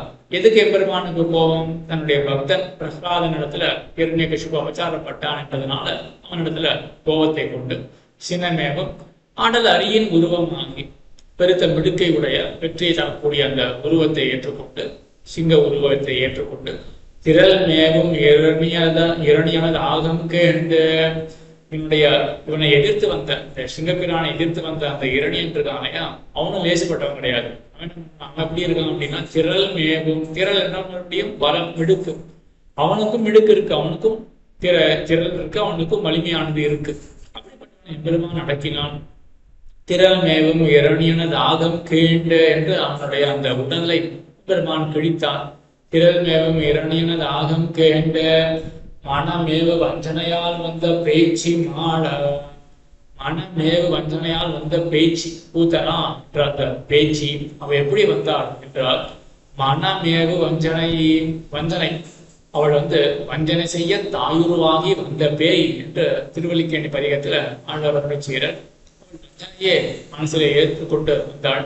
இந்த வஞ்சனை எப்படிப்பட்டதாக இருந்தது? ஏமாற்ற வேண்டும், வஞ்சிக்க வேண்டும் என்ற எண்ணமானது எப்படி இருந்தது என்றால் வஞ்சனை, மனமேவு வஞ்சனை, மனத்துல மேவு பொருந்தி இருக்க அந்த வஞ்சனை. எப்போ அந்த வஞ்சனை மாறவில்லை என்றால் கண்ணன் இத்தனை அழகான ஒரு சிறு குழந்தையாக எம்பெருமான் சேவை சாதிக்கிறான். அந்த சேவையை கண்டும் கூட அவருடைய நெஞ்சத்தில் இருக்கக்கூடிய அந்த வஞ்சனையானது மாறவே இல்லை. மனமேவு வஞ்சனை என்று மனசுல பொருந்தி இருக்கக்கூடிய வஞ்சனை கொண்டு வந்தான் அந்த பூதனை என்ற அந்த பேச்சு. மனமேவு வஞ்சனையால் வந்த பேச்சு மாட உயிர் ஓவியம் நோயோன் காண்மேன். ஆச்சரியமாக எம்பெருமான் என்ன பண்ணான் அப்படின்னா அவருடைய உயிரை கவர்ந்தான். பாலை உண்பது போல அவருடைய உயிரையும் கவர்ந்தான். உயிர் ஓவியம் மாயோன் காண்மேன் மனமேவு வஞ்சனையால் வந்த பேச்சு மாட உயிர் ஓவியம் மாயோன் காண்மேன் இனமேவு வரிவளை கை ஏந்தும் கோவையை வாய் மரகதம் போல் கிளியன் என் சொல். இனமேவு வரிவளை கை ஏந்தும், இனமேவு வரிவளை கை, இந்த மணவார்கள் தேரெழுந்து இருக்கக்கூடிய ஸ்திரீகள் அவர்கள்னா இனமேவு வரிவளை கை, அவர்களுடைய வரிவளை அதாவது அழகான வளை என்ன. அதே போல இனமேவும், இனமேவும் அப்படின்னா கூட்டம் கூட்டமாக இருக்கு. இப்படிப்பட்ட கூட்டம் கூட்டமாக வளையல்களை அணிந்து கொண்டு இனமேவும் வரிவளைக்கை ஏந்தும், அவர்கள் என்ன கையில ஏந்துகிறார்கள் என்றால் கிளியை ஏந்தி இருக்கார்களாம். அந்த கிளி எப்படிப்பட்டதாக இருக்குன்னா இனமேவும் வரிவளைக்கை ஏந்தும் கோவை ஏய்வாய், கோவை படத்தை போல சிவப்பான வாயை கொண்டதாக அந்த கிளிகள்லாம் இருக்கான். கோவை ஏய்வாய் மரகதம் போல் கிளி, மரகதம் என்ன பச்சை நிறத்துல இருக்குமோ அந்த நிறத்தை கொண்டதாக அந்த கிளிகள்லாம் இருக்கான். அப்படிப்பட்ட கிளியின் என் சொல், அந்த கிளிகளுடைய இனிமையான சொல், கிளியின் என் சொல் அனமேவு நடைமடவார் பயிரும் செல்வத்து. இப்படிப்பட்ட கிளியினுடைய இன்சொல் என்ன, அதுவும் அந்த நகரத்துல அந்த திவ்ய தேசத்துல இருக்கு. அதே போல அனமேவும் நடைமடவார், இந்த ஸ்திரீகள்னா அந்த ஊர் ஸ்திரீகள்னா அனமேவும் நடைமடவார், அன்னத்தை தான் ஆழ்வார் சுருக்கி இருக்கார். அண்ணா அப்படின்னு அன்னத்தை மேவக்கூடிய, அத்தோடு பொருந்தி இருக்கக்கூடிய அத்தை ஒத்த நடை, அன்னபக்ஷிக்கே நடைதான் அழகு என்று சொல்லுவார்கள். அப்படிப்பட்ட நடையை கொண்டவர்கள் அந்த ஸ்திரீகள், அந்த ஊரில் இருக்கக்கூடிய ஸ்திரீகள். அவர்களால் ஏற்படக்கூடிய சம்பத்து தான் அந்த ஊருக்கு அந்த அழகு என்கிற இந்த சம்பத்து அந்த ஊருக்கு. அனமேவு நடைமடவார் பயிலும் செல்வத்து அணியெழுந்தோர் நின்று வந்த அமரர் கோவே. ஆறாவது பாட்டு. வானவர்த்தம் துயர் தீர வந்து தோன்றி மானுருவாய் மூவடி மாவலியை வேண்டி தான் அமர ஏழுலகம் அடந்த வெற்றி தனி முதல் சக்கரப்படையன் தலைவன் காண்மென் தேனவர் குடில் தழுவும் எழில்கொள் வீதி செழுமாட மாளிகைகள் கூடம் தோறும் ஆனதுள் சீர்மறையாடல் பயிலும் செல்வத்து அணியெழுந்தோர் நின்று கந்த அமரர் கோவே. வானவர்த்தம் துயர் தீர, வானவர்கள் தேவர்களுடைய துயரம், அதை தீர்க்கிறதுக்காக எம்பெருமான் வாமன் அவதாரம் பண்ணினான். தேவர்களோ சொப்பிரயோசனப்படுறவர்கள்.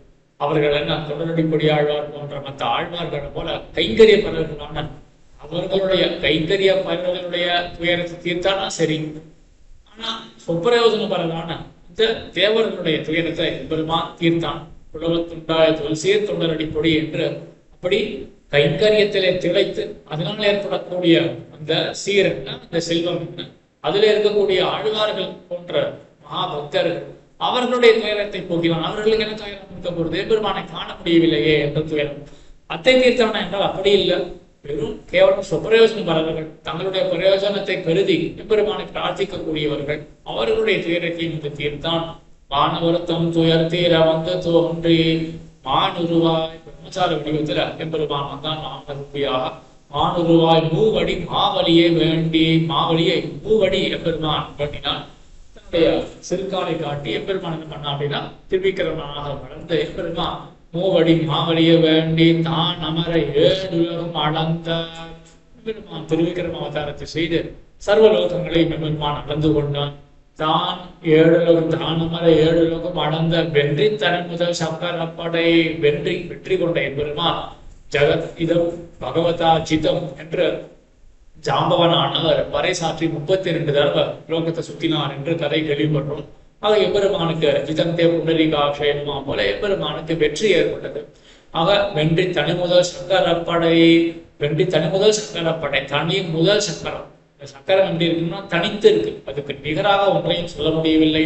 அதே போல முதல் பிரதானமாக எம்பெருமானுடைய ஆயுதங்களிலே பிரதானமாக இருக்கக்கூடியது சக்கராயுதம்.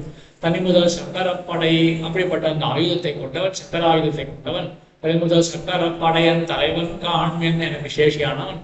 அவன் எங்க இருக்கான் என்றால் வானவர்த்தம் துயர் தீர வந்து தோன்றி மானுருவாய் மூவடி மாவலியே வேண்டி தான் அமரேழுலகம் அணந்த வென்றி தன் முதல் சக்கரப்படையன் தலைவன் காண்மென் தேனமருடைய தடுவம் எழுகொள்வேதி செடுமாட மாளிகைகள் கூடத்தோறும் ஆனத்தோல் சீர் பறை மலையாளர் பயிலும் செல்வத்து எழுந்தோர் நின்று உகந்தவமரர் கோவே.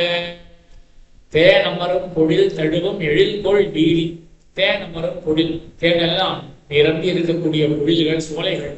தேனமரும் பொழில் தடுவும் எழில்கொள் வீதி, அந்த வீதிகள் எல்லாம் தழுவி இருக்கா, சுத்தியூர எல்லாமே சோலை வாய்ப்பாக அமைந்திருக்கு. தேனமரும் எழில்த பொழில்கொள் வீதி செழுமாட மாளிகைகள், வீதிகள் அப்படி இருக்கு. அந்த வீதிகளுக்குள்ள செழுமாட மாளிகைகள் செழுத்து இருக்கு, சமிருத்தமாக இருக்கக்கூடிய செழுமாட மாளிகைகள். மாளிகைகள் என்ன, கோபுரங்கள் என்ன, செடுமாட மாளிகைகள் கூடந்தோறும் அது இருக்கக்கூடிய கூடங்கள் என்ன, சத்திரங்கள் என்ன, அந்த கூடங்கள் தோறும் யார் இருக்கார்கள் என்றால் ஆனத்தோல் சீர மறையாள பயிலும் செல்வத்து. அந்த ஊருக்கு என்ன செல்வம் என்றால் இப்படிப்பட்ட ஆனத்தோல் சீர், ஆன என்றால் பெருத்த செல்வத்தை உடையவர்கள், சம்பத்தை உடையவர்கள். அப்படிப்பட்ட பிராமணர்கள் அந்த காலத்துக்கெல்லாம் என்ன சம்பத்து என்றால் வித்யா என்கிற சம்பத்து தான். அது கல்வி என்ற சம்பத்தை பெற்றவர்கள். ஆன தொல் சீரு பழமையான ஒரு சீரை, ஒரு சிறப்பை உடையவர்கள். ஆன தொல் சீரு மறையாளர், நான் மறையாளர், 4 வேதத்தை வளரக்கூடியவர்கள், அதனுடைய அர்த்தத்தை அனுசந்தானம் பண்ணக்கூடியவர்கள், அதன்படி ஒதுங்கி வாழக்கூடியவர்கள். அப்படிப்பட்டவர்கள் ஆன தொல் சீரு மறையாளர் பயிலும் செல்வத்து எழுந்தோர் நின்று வந்த மலர்கோவே என்று 6ஆம் பாட்டு. இதற்கு பிறகு 7ஆம் பாட்டு. பந்தணைந்த மெல் விரலால் சீதை காகி பகலவன் மீது இறங்காத இலங்கை வேந்தன் அந்தமும் தென்கரம் சிரங்கள் புரண்டு வீடாடு கனையாலை துகந்தவம்மான் செந்தமிழும் வடகலையும் திகழ்ந்தனாவர் திசைமுகனை அனைவர்கள் செம்மமிக்க அந்த நர்த்தமாகுதையின் புகையார் செல்வத்தின் எழுந்தோ நின்று வந்த மலர் கோவே. 7ஆம் பாட்டு வந்து வானவர்த்தம் துயர் தீர பந்தணைந்த மெல் விரலால் சீதைக்காகி. பந்தணைந்த மெல் விரலால், பந்தோட விளையாடக்கூடிய தாயார் சீதா பிராட்டியார், அவருடைய கையில பந்தானது இருக்கு. பந்தணைந்த மெல் விரலால், அப்படிப்பட்ட ரொம்ப மெல்லிய விரலை கொண்டவள், ரொம்ப அதி சௌகுமாரியத்தை உடைய தாயார் சீதா பிராட்டியார். பந்தணைந்த மெல் விரலால் சீதைக்காகி பகலவன் மீதி அங்காத இலங்கை வேந்தன். அந்த லங்கையின் மேல பகலவன் என்றால் சூரியன் மேல இயங்கவே மாட்டானான். ஏன்னா ராவணனுடைய பயத்தினால அவனுக்கு அஞ்சி ராவணன் என்னன்னா அவனுக்கு வெப்பம் கூடாது ஆகையினால இந்த சூரியனானவன் அந்த லங்கை மேல சஞ்சாரமே பண்ண மாட்டான். ஏன் சஞ்சாரம் பண்ணா அதனால வெப்பம் ராவணனுக்கு சிரமத்தை கொடுக்குமே, அதனால பயத்தினால இவன் சஞ்சாரமே பண்ண மாட்டான். பகலவன் மீது இயங்காத இலங்கை வேந்தன், அப்படிப்பட்ட இலங்கைக்கு மன்னனான அந்த ராவணன் அவனுடைய அந்தமில் தரம் சிரங்கள் புரண்டு வீழ, அந்தம் என்ன முடிவு, முடிவில்லாத அவனுடைய கரம் என்றால் கை, சிரம் என்றால் தலை, அந்தமில் கரம் சிரங்கள் புரண்டு வீழ அது கணையாலை உருந்த அம்மான் எம்பெருமான் அந்த அந்தமில்லாத அவனுடைய தலை என்ன, அதே போல இது என்ன கை என்ன, இந்த கைகள் எல்லாம் பெருமான் பொய்தான் அம்பை கொண்டு எய்தான் என்று அந்தமில் கரம் சிரங்கள் புரண்டு வீழ அடுகணையால் அடிகின்ற கணை, அப்படிப்பட்ட அந்த கணை என்றால் அம்பு, அந்த அம்பாரை பெருமான் எய்தான் என்று அந்தமில் கரம் சிரம் அப்படின்றது. அந்தம் என்ன முடிவு, முடிவுன்றது பொதுவாக ரெண்டு வகையில பார்க்கலாம். முடிவுன்றது காலத்தை வச்சுட்டு முடிவு என்று சொல்லலாம், எல்லாத்துக்குமே அந்தம் உண்டு அப்படின்னு அர்த்தம், எல்லாத்துக்குமே முடிவு உண்டு. காலத்தின்படி பார்த்தோம்னா இந்த காலத்துல முடிஞ்சு போயிடும் என்று அந்தம் என்று சொல்லலாம். ஆனா இங்க வெறும் காலத்தின் அளவுல அந்தம் அப்படின்னு சொல்லல, இங்க எண்ணிக்கையில அந்தம். ஏன்னா ஒவ்வொரு கரத்தை எம்பெருமான் வெட்ட வெட்ட இன்னொரு கரமானது முளைத்து கொண்டே இருக்கு. நமக்கெல்லாம் என்ன கைனா 2 தான் அப்படின்னு எண்ணிக்கை இருக்கு, கை தலை அப்படின்னா 1 தான் அப்படின்னு இருக்கு. அவனுக்கும் தலையெல்லாம் 10ன்னு சொல்லலாம், இல்லாட்டி கைனா 20 கை அப்படின்னு சொல்லலாம். ஆனா அதோட நிக்கலையே, ஒரு கரத்தை ஒரு சிரத்தை வெட்ட மறுபடியும் முளைக்கிறது அப்படின்னா தலைகளை பார்க்கிறோம். அதனால அவனுடைய எண்ணிக்கை, உன்னுடைய தலைக்கோ கைக்கோ எண்ணிக்கை இல்லாதபடினால அந்த மிகத்தின் கரம் சிரங்கள் புரண்டு வீழ என்று இப்பதான் சந்தேகம் வரும். அப்போ அவனுடைய தலையினுடையோ இல்லாட்டி கையினுடைய எண்ணிக்கைக்கே அளவே இல்லை அப்படின்னா அப்ப எம்பெருமான் இப்படி ராவணன் அழித்திருக்க முடியும்? ஏன்னா இன்னைக்கு அளவுக்கும் அவனுக்கு ஏதோ ஒரு கையோ தலையோ இருந்துதானா எண்ணிக்கை அற்றதாச்சு என்றால் இங்கதான் சொல்லுவார்கள் ஆபேட்சிகமானது அப்படின்னு சொல்லுவார்கள். அதாவது வேதாந்தத்துல வாயுஷ அந்தரிக்ஷம் சேத்தது அமிர்தம் அப்படின்லாம் வரும். இந்த அந்தரிக்ஷம், இந்த லோகம் இருக்கு இல்லையா, இந்த ஆகாசம், இதெல்லாம் அமிர்தம் அப்படின்னு சொல்லப்படும். அமிர்தம் அப்படின்னா மரணமற்றது, அதான் அமிர்தம் அப்படின்னு. இப்பதான் சந்தேகம் வரும், ஜீவாத்மா நித்தியம், பகவான் நித்தியம், மூல பிரகிருதி கூட நித்தியம் தான். ஆனா அதனுடைய காரியமான இந்த ஆகாசம், இந்த பஞ்சபூதங்கள்ல ஒன்றான இந்த ஆகாசம், இதெல்லாம் நித்தியம் என்று சொல்ல முடியுமா? அதுக்கெல்லாம் அழிவு இருக்கே. அப்படி இருக்கும் பொழுது எப்படி இந்த வேதாந்தமானது இந்த ஆகாசத்தை நித்தியம், அமிர்தம், மரணமற்றது அப்படின்னு எப்படி சொல்றது என்றால் இது ஆபேட்சிக நித்தியத்துவம் என்று சொல்லுவார்கள். அதாவது மற்ற பொருள்களை பார்த்தா மற்ற பொருள்கள் என்ன சில நொடிகளோ சில மணி நேரங்களோ இருக்குமே அப்படிங்க, அதற்கு மேல் அழிந்துவிடும். ஆனா ஆகாசம்ன்றது அப்படி கிடையாது. அந்த பொருள்களை பார்க்கும் பொழுது இது நித்தியம் என்றே சொல்லலாமோ அப்படின்ற அளவுக்கு இது ஒரு நீடித்த காலத்துக்கு இருக்கு இல்லையா. ஆகையினால ஆகாசத்தை நித்தியம் என்று சொல்லலாம், அமிர்தம் என்று சொல்லலாம். இது ஆபேட்சிக நித்தியத்துவம், மற்றவற்றை பார்த்தால் இது நித்தியம் என்று சொல்லலாமோ என்று கருதுற அளவுக்கு இது நிலை பெற்றிருக்கு ஆகாசம்.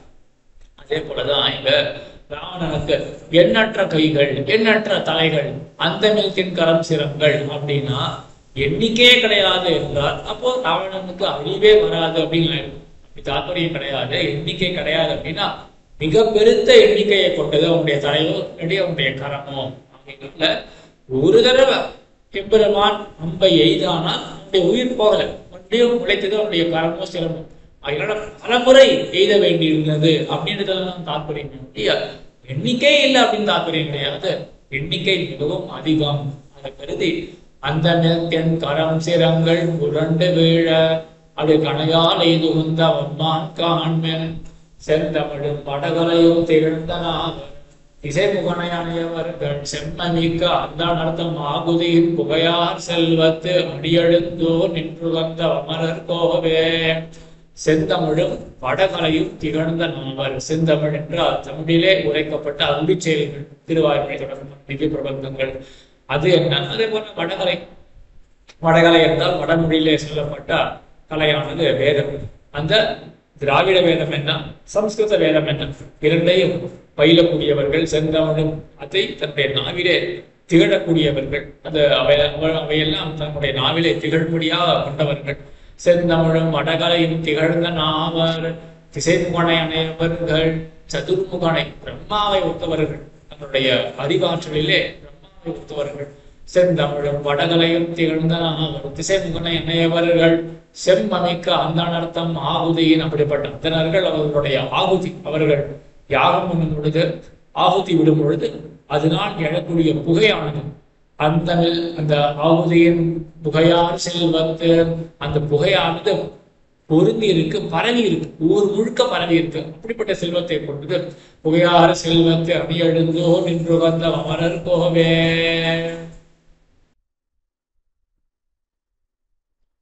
எட்டாம் பாட்டு. கும்பமிகு மதவர்களும் குலைய பொங்கு பறித்து மழவிடை வளர்த்து குறவை கோகத்து பம்பவழும் மலர் குழலால் ஆய்ச்சி வைத்து தயிர் வெண்ணை உண்டு கந்த மாயோன் காண்மின் எங்கும் அழிந்தறைவு பம்பவாழும் மலர்குழலால் ஆய்ச்சி வைத்த தயிர் வெண்டை உண்டு வந்த மாயோன் காண்மேன் செம்பவள் மரகதம் நன் முத்தம் காட்ட திகழ் போகம் கதலி பல வளமைக்கெங்கும் அம்பொன்மதில் குடில் குடை சூழ்ந்தழகார் செல்வத்து அணியடுந்தோர் நின்று வந்த மலர் கோவே. கும்பம் மிகு மதவேடும். கும்பம் என்றால் மத்தகம். அது மிக்கு இருக்கு யாருக்கு? கோலையா பீட்டம் என்கிற அந்த யானைக்கு. கும்பமிகு மதவேழம், மதஜலம் முழுகக்கூடிய வேழம் யானை, கோலையா பீட்டம் என்கிற யானை. கும்பமிகு மதவேழம் குலைய, அது நாசமடையும்படியாக, அது குலைந்து போகும்படியாக கொம்பு பறித்து அதனுடைய கொம்பை, அதனுடைய பல்லை வாங்கி, தந்தத்தை வாங்கி கொம்பு பறித்து மழவிடை அடர்த்து, மழலை என்றால் இளமை, ஆக இளம்பருவத்தை கொண்ட விடை என்றால் 7 ரிஷபங்கள். நம்பினை பிராட்டிக்காக அந்த 7 ரிஷபங்களையும் அடர்த்து அத்தை கொன்று கும்பமிக மதவேழம் குழைய கொம்பு பறித்து மழவீடை அடர்த்து குறவை கோத்து, ராசக்கிரீடை, குறவை கோத்த ஆடினது, ராசக்கிரீடை பண்ணினது. குறவை கோத்து வம்பவழும் மலர் குழலால் ஆய்ச்சி வைத்த. வம்பு என்றால் பரிமளம். வம்பளல் என்றால் அது மலர்கின்றது, அது விகசிக்கின்றது. அவிழுதல், அவிழுதல் என்றால் பரவுகிறது. ஆக வம்பவழும் மலர் குழலால், ஆக பரிமளமானது பரவி இருக்கிற மலர், அந்த பூக்களை கொண்ட குடல். ஆகா, இப்படிப்பட்ட அந்த குடலை கொண்ட வம்பவழும் மலர், கேசத்தை கொண்ட வம்பவழும் மலர் குழலால் ஆய்ச்சி, யசோதை பிராட்டி என்கிற ஆய்ச்சி, அவள் வைத்த தயிர் வெண்ணை உண்டுகந்த மாயோன் காண்மன்.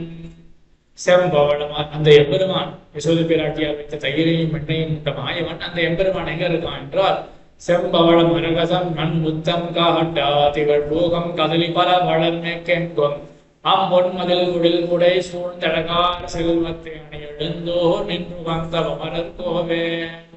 செம்பவளம் மரகதம். செம்பவளம் செம்மையான பவளம், சிவப்பு நிறத்தை கொண்ட பவளம் என்ன? செம்பவளம் மரகதம், பச்சை நிறத்தை கொண்ட மரகத ரத்னம் என்ன? செம்பவளம் மரகதம் நன் முத்தம் காட்ட, நல்ல விலட்சணமான முத்து என்ன? நன் முத்தம் காட்ட, இவற்றையெல்லாம் தரிசனம் தரிசிப்பிக்கிற, அதாவது காட்டுகிற. செம்பவளம் மரகதம் நன் முத்தம் காட்ட திகழ் பூகம் கதலி பல வளமைக்கெங்கும், இப்படிப்பட்ட வளமானது சூழ்ந்து இருக்கு. திகழ் பூகம், பூகம் என்றால் பாக்கு மரங்கள். திகழ் பூகம், திகழ்கின்ற அந்த பூகம் என்ன? அதே போல கதிரி என்றால் வாழைப்படம். இவை இந்த மரங்கள் இவையெல்லாம் சூழ்ந்து இருக்கக்கூடிய வயல். திகழ் பூகம் கதலி பல வளமைக்கெங்கும் அம்பொன் மதில் குடில் குடை சூழ்ந்தழகார் செல்வத்து, அந்த ஊர்ல ஆக இப்படிப்பட்ட ரத்தனங்கள் என்ன, இப்பேற்பட்ட மரங்கள் என்ன, இவற்றையெல்லாம் கொண்ட குடில்கள். அம்பொன் மதில் குடில் குடை சூழ்ந்து, அம்பொன் மதில் அது வேற, அங்க மதில்கள்லாம் இருக்கு, ரட்சகமாக மதில்கள்லாம் இருக்கு. அந்த மதில்கள் எல்லாமே பொன்னால ஏய்ந்ததாக இருக்கு. ஆக அம்பொன் மதில் குடில் குடை சூழ்ந்து, எல்லாம் குடையில பார்சத்துல எல்லாமே சூழ்ந்து இருக்கு. அப்பேற்பட்ட அணியடந்தோர் நின்று வந்த மலர் கோவே. அடுத்தது 9வது பாட்டு. ஓடேற கந்தனோட மல்லும் வெல்லும் பொன் கரியும் ஒரு சகடம் உடைய சச்சா நீடேறு பெருவழித்தோருடைய வென்றில் புகழ் நேமிகங்கை நடியோன் காண்மென் சேடேறு நுடில் தடுவு எழில்கொள் வீதி திருவிழவில் மணி அணிந்த திண்ணை தோறும் ஆடேறு மலர்குடலார் பயிரும் செல்வத்து அணியெழுந்தோர் நின்று வந்த அமரர் கோவே. ஊடேறு கஞ்சன். ஊடு என்றால் நடுவே. இந்த அரங்கத்தினுடைய நடுவில இவன் ஏறி இருக்கான். யாரு? கஞ்சன், கம்சன் அப்படின்றவன். அவன் ஊடேறு கஞ்சனோட மல்லும் வில்லும், மல்லர்கள், முஷ்டிகா சாணூர்கள் என்ற அந்த மலர்கள், இதே போல வில் விழவில்லை, அந்த வில்லையும் எம்பெருமான் குறித்தான். அவன் ஊடேறு கந்தனுட மல்லும் வில்லும் ஒன் கரி கோலையாபிடம் என்கிற கரி யானை அதையும் எம்பெருமான் போன்றான். கிரமம் வேறுபட்டிருந்தாலும் நீங்க தெரிவிக்கக்கூடியது இதுதான். கடைசியில தான் கம்சவசம். இதற்கு முன்னாடி இங்க அப்படியே விக்கிரமமா மாற்றி வச்சுக்கணும். முதல்ல யானை, அதுக்கப்புறம் மல்லர்கள் என்று கிரமம் இருக்கு. ஆழ்வார் வந்து இங்க எப்படி கடைசியில நடந்தத அதுல இருந்து ஆரம்பிச்சு முன்னாடி போறேன். ஊடேறு கந்தனோட மல்லும் வெல்லும் ஒன்கரியும் உருள் சகடும். அதற்கு முன்னாடி இந்த கோலையாபிட்டத்தை முடிக்கிறதுக்கு முன்னாடி கோகுலத்திலே என்ன பண்ணா எம்பெருமான் உருள் சகடம் என்று உருண்டு வந்த இந்த சகடாசுரன் அவனையும் எம்பெருமான் கொன்றான். உருள் சகடம் உடைய செற்ற நீடேறு பெருவலி. நீடேறு நீண்ட காலமாக இருக்கக்கூடிய நீடேறு பெருவலி. வலி என்றால் பலம் வெடுக்கு. அப்பேற்பட்ட பலத்தை உடையவன் எம்பெருமான். நீடேறு பெருவலி தோள், அவள்பட்ட பாகு, அதாவது திறந்த தோள்களை உடையவன். நீடேறு பெருவழி தோளுடைய வெற்றி நிலவு புகழ். இப்படி நிலவுகின்ற புகழை உடைய கீர்த்தியை உடைய நிலவு புகழ். நேமி அங்கை நடியோ அன்கான்மேன். நேமி அங்கை அழகு கையில எம்பெருமான் நேமி சத்துராயுதத்தை ஏந்தி இருக்கான். நேமி அங்கை நடியோ அன்கான்மேன். சேடேறு பொழில் தழுவும் எழில்கொள் வீதி. சேடு என்றால் பசுமை, இளமை. ஆக சேடேறு பொழில், அந்த பொழில் வந்து பசுமையாக இருக்கு, பச்சை பசேல்னு பசுமையாக இருக்கு. சேடேறு பொழில் தடுப்பும் எழில்கொள் வீதி. எழில் என்றால் அழகு, அழகான வீதிகள்.